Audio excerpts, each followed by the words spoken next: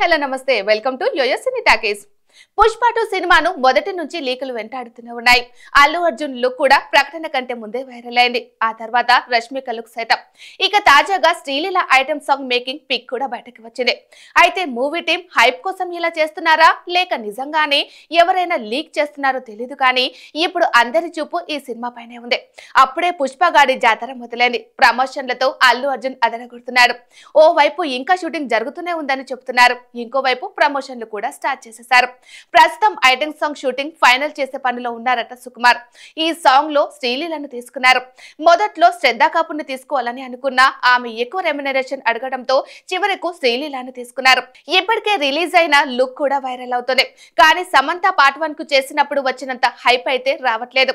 దీంతో శ్రీలీలకు Samantha fans tension పట్టుకుంది. ఎందుకంటే పార్ట్ 1 లో సమంత చేసిన ఐటెం సాంగ్ భారీ హిట్ అయింది. దాంతోనే భారీ బజ్ వచ్చింది. కాబట్టి ఈ సినిమాలో కూడా ఐటెం సాంగ్ మీద బోలెడన్ని అంచనాలు ఉన్నాయి. అందుకే శ్రీలీల ఇప్పుడు తన డాన్స్ పర్ఫార్మెన్స్ అందంతో సమంతను బీట్ చేయాలి. ఏ మాత్రం తేడా వచ్చినా సరే సమంతతో పోల్చి ఆమె ఫ్యాన్స్ ఏకిపారేయడం గ్యారంటీ. ఇప్పటికే శ్రీలీల మీద కొన్ని కామెంట్స్ కూడా వస్తున్నాయి.